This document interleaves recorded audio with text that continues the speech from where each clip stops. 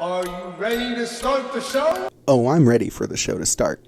No, not that show. That video's still coming, I promise. This is more important right now.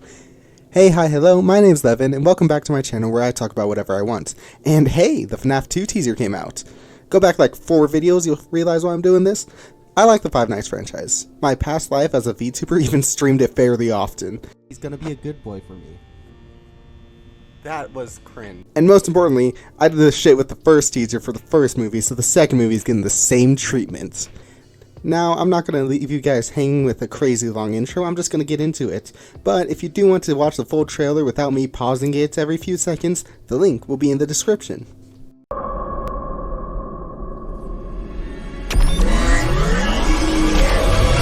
Okay, so first things first, our opening shot is of a broken Freddy's poster, showing us the original quartet. I'm fairly certain this is one of the ones that was hanging out in the showroom in the first movie, but I can't be too sure. But yeah, clearly the location hasn't been fixed up and is still abandoned. Not that that's surprising at all, but still I feel like I should call it out. After the extended poster shot though, we get a quick shot of an animatronic booting up with his orange eyes. And yes, this is obviously a reference to Endo as a character who was a big Easter egg in the second game, but my first thought was, okay, whose Endo is this?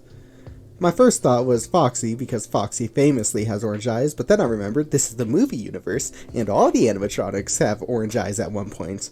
One very specific point, when they're following William Afton's orders. Can I point out the little bit of purple light in the corner right there? I wonder what that means.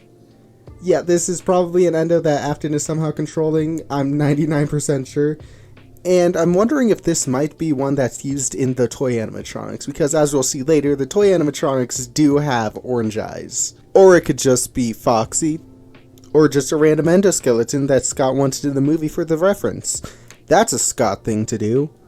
Welcome back. Are you ready to start the show? Count with.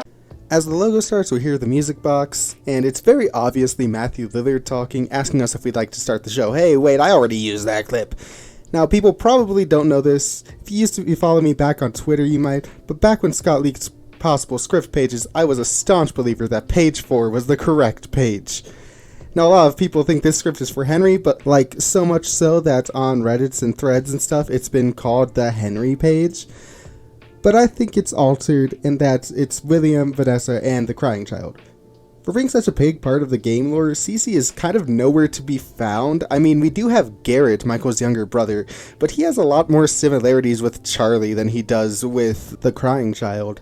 And then if you look over at the Golden Freddy, the thing that crying child possesses in the games, he's already got a soul accounted for, and there's been no indication that there's been multiple souls in Golden Freddy. That I know of, in the movies. Now, why does William giving a Showtime speech make me bring the page up? I think that we're going to see the MCI in this movie, and I think he used the carousel as a means to the MCI. And I think that the page is him showing his children, and also the audience, the function of it. And hey, if I'm wrong, I've been wrong before. I thought the puppet was going to be in the first movie. Anyways, I like to point out that we're at a Freddy's themed carnival right now, which immediately makes me think of Fall Fest, the festival that has been alluded to multiple times throughout the games. I don't think this is the same thing, mostly because the game one happened in the 80s, and this is definitely a modern festival, but I think this will be a movie version of it, and the main set piece. Movies like 2018's Hellfest really show the potential amusement parks and carnivals can have.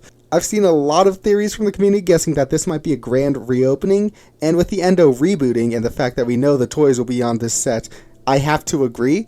Also, shout out to the costume department of the film, headed by Whitney Ann Adams. All the FNAF cosplays look so good and fun, especially this Bonnie one right here. She also did the costuming on Happy Death Day and Freaky, if you want to check out her work. And also, returning cinematographer Lynn Moncrief giving us this really cool shot of the wheel. Actually looking, you'll see that almost the entire crew of the first film returned for this one, and that's just really cool. I always love when franchises can kind of create a small little community of creatives, and it helps keep each movie feeling cohesive. It's one of the reasons I love the Chucky franchise so much. 5, 4, 3. Next up, the sign in the puddle. I totally thought this was just an establishing shot in the first watch, and had to have some friends point out that, yeah, those are the toys right there. Also, Abby is going to this place now, and it looks like she is seeing something she wasn't exactly expecting. If the trailer is to be believed, it's possible she might have not known the restaurant was going to reopen. That could be a surprise to someone who doesn't know. Though, for what it's worth, I don't think these bike shots are in order, just purely because the lighting feels slightly off to me. Not a lot of evidence, but hey, you gotta have what you gotta have with the Fnaf franchise. We then get to see Mike left a note saying, "Gone to fix my friends," presumably by Abby. You're out there, Mike. Where? And we see Vanessa. Holy shit, she's not hospitalized. Woo!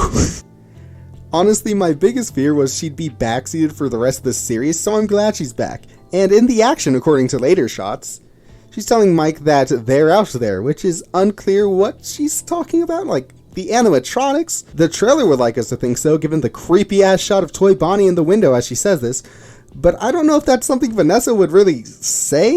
I mean, yeah, Mike knows the animatronics exist. He had to fucking tase them last movie, and he does, last I checked, still work at Freddy's? My theory is she's telling him that there's good people out there. Is this cliche? Yes. But based on Josh Hutcherson's demeanor with Mike, this feels like a low point for the character. And also, the choice for Elizabeth Lau to have Vanessa smile at that line would also be weird to have if she was being ominous as hell.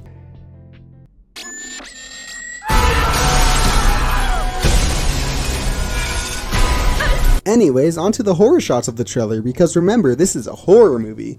We get some great shots of Toy Chica in a hospital, and everyone's concerned because there's never been a Toy Chica in a hospital. We don't know what she's gonna do. Oh, kill a dude.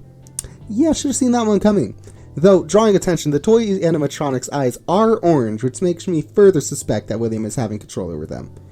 And we also got this amazing shot of Mangled breaking through the window, which, again, thanks to lighting, I don't think is the same shot as when Mike and Vanessa are grabbing Abby right here. But on the topic of Mangled, the creature shop just outdid themselves. Like, the first movie's animatronics looked great, but the toys just look absolutely stunning in this teaser. We then get a shot of an animatronic I am assuming is Toy Freddy opening a garage. We then cut to Bonnie getting ready to go all Michael Myers on, assumedly, this poor family. What's crazy is you can even hear the woman whimper. Yeah, that was fun. The gist of it seems to be that the toy animatronics are kind of just wreaking havoc on a neighborhood, which the thought of that is just really cool and fun to me. We then get this soon-to-be iconic shot of the doors opening in the hallway. I think this is part of a dream because remember, Michael's dreams correlate with the mini-games, and the spirits show him stuff. It's pretty widely accepted that at the end of the hall it looks like Matthew Lillard just by the frame of the silhouette, and a lot of people are drawing comparisons to the plush trap hallway in the layout of this design. It's an unnatural amount of doors for any regular floor plan, which is why I suspect this is a dream, and thanks to the lightning and the rain in this shot, I think this might be a take on Later That Night. I'm fairly confident we'll get the puppet in some form in this movie, so maybe they're the one who shows Michael all of this. Vanessa is also scared as hell as she pulls a gun on someone. This is during the day, so it's probably not against an animatronic, at least from what the teasers have shown. Maybe this is a dream sequence for her. Or maybe Toy Freddy just makes a really early call. Even Balloon Boy gets a glamorous shot as he gets the opportunity to boot up. However, I'd like to point out he seems to be separate from the other ones we saw, because it looks like he's in an office rather than the neighborhood that they're terrorizing. Maybe he's even in the classroom that we'll see later in the teaser.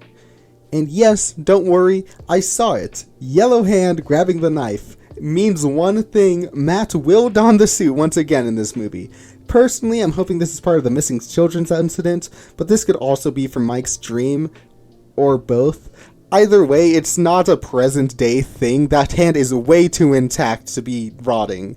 I doubt we're gonna get Springtrap in this movie. I'm leaning towards the missing children's incident because of the stainless steel counter definitely screams restaurant. And either way, this shot was literally on screen for like 5 frames. So if you missed it your first time, I'm sure you'd be forgiven. There's a quick shot of someone getting grabbed in what appears to be a classroom. Look at that desk and the cubbies in those corners. And double detail, looks like that someone is from a camera crew. Maybe there's a ghost hunter going around, or maybe a documentary crew. One thing's for sure, poor dude did not get his B-roll. Then we see Mangled break a windshield. I tried to catch who was in this car, but unfortunately this angle is just crap for me to be able to distinguish anything. If you know, please tell me in the comments. One more shot of our trio looking scared, and it cuts to black with William saying, Showtime! And we cut to McKenna Grace doing one of the coolest horror girl screams in modern memory. The timed comment says that this is a haunted house, and I have no proof to disprove that, because I too am a little confused by where this is, period. So take this with a grain of salt, but it's been said that it is a haunted house. Anyways, we finally get our title card. And now, they've been teasing us with a puppet this whole time. I wonder if we'll get a stinger scene of an arm or leg, or maybe even the box, or... No, just Toy Freddy chilling at the carnival. Great, thanks, Scott. But that's okay, I'm excited nonetheless. This movie already looks better than the first, and I had liked the first one. It looks like it's gonna have overall better set pieces and just be able to enjoy itself a little more.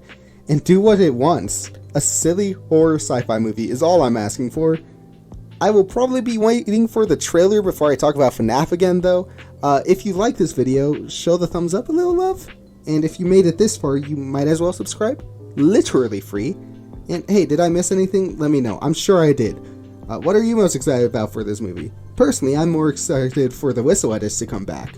And yes, don't worry, the win or lose video is still being made. It should be out next week. The entire voiceover is already recorded and the video is mostly edited. But the teaser came out yesterday and I knew I had to make this. If you enjoy hearing me yap, you can click on that screen and go to another one of my yap sessions. I talk too much. And yeah, that's all I wrote. Be good people.